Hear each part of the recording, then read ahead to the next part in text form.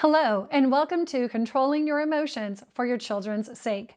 I'm Liz Weaver of Learning Success, and I'll be your host for this video series. This is an initiative to help you understand how to step up your parenting game by learning how your own emotions affect your children and what to do about it to raise stronger, more resilient children. In today's video, we have Nicole Fortunaso. Nicole combines her experience as a wife and mother with her training as a life coach and healer. Her collective experience has allowed her to develop practical approaches to help individuals, businesses, and schools to find ways to stay tranquil, grounded, and gain clarity with mindfulness, holistic, and intuitive coaching. In this video, Nicole talks about her experience as a parent and mindful life coach in dealing with her own daughter's emotional control issues. Let's watch. Well, I can definitely speak from experience as a parent of a 5-year-old and also a mindful life coach. I often have to practice what I preach in this situation because with my 5-year-old, she's just started school for the first time and she's had some emotional control issues at school. And, you know, for us, it's our first time at school. And you know, where me and my husband has caused a lot of stress in our household. So for me, like in this situation, it's been challenging because one of the first things when my brain goes is I want to play the blame game, if you will.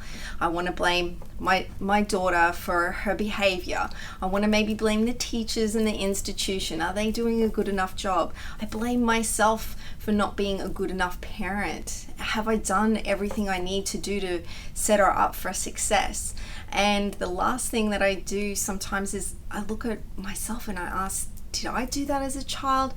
Sometimes it may trigger something, you know, maybe I did or I can relate to when I was younger. And then I start realizing as I go through these scenarios in my mind that it's not going to do anyone any good. It's the blame game and it's causing me not to be calm.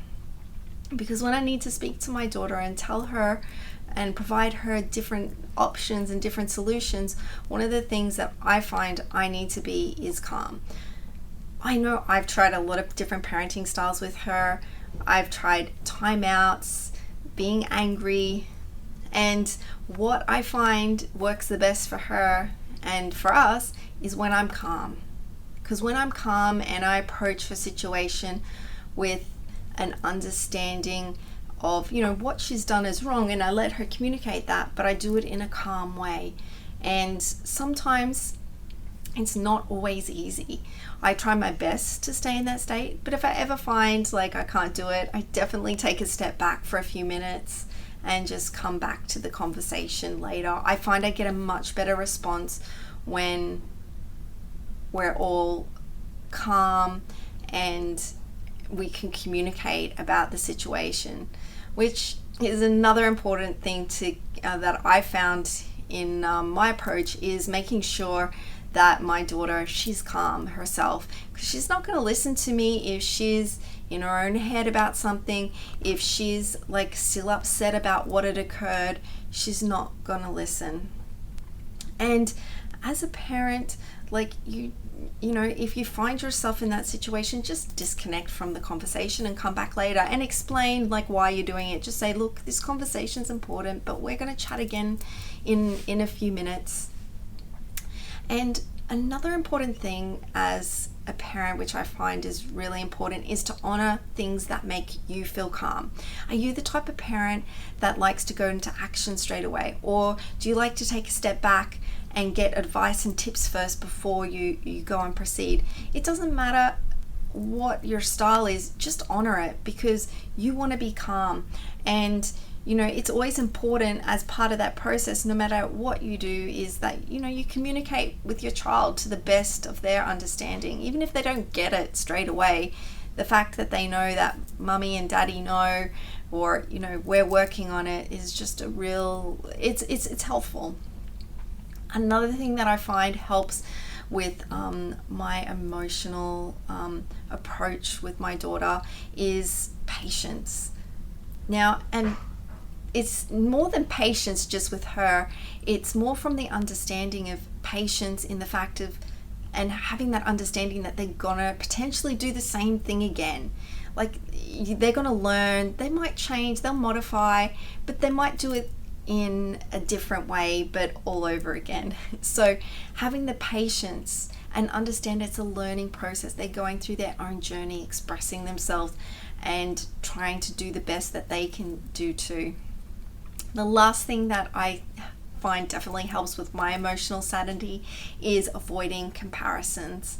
And that's a huge one because we want to compare our children to other children. We want to compare, ourselves to our child. We're like, oh yes, I didn't do that when I was a child. All those things set triggers in our body and our mind and take us away from that calm state that we want to be in, because we want to have that emotional clarity when we talk to our kids about their problems and help them express what's going on for their day. I know for me as an intuitive coach and mindfulness coach, it's for me is like I practice a daily meditation.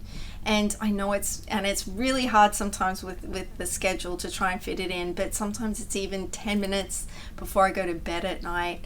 And it's just about connecting with myself, asking myself, how am I feeling today? Where am I at? Did I have a good day? Am I just reacting bigger than what the situation needs to be because I had a really crappy day at my work or a job, or I had not nice interaction somewhere, I was sitting in traffic that made me unhappy, so just taking those mindful moments just to breathe and connect and relax, that helps me practice for when I actually need it, like talking to our children when we're going through some tough times. But irrespective of that, just keep up the good work, practice staying calm, take those few deep breaths, and it's okay to step away. And good luck with your parenting of your kids. Thank you, Nicole. Your openness about how playing the blame game does not allow for calm and discussing that you have tried many different styles of parenting is an important reminder that it's a learning experience for parents as well. If you found this valuable, please share it on social media and use the hashtag CYE for controlling your emotions.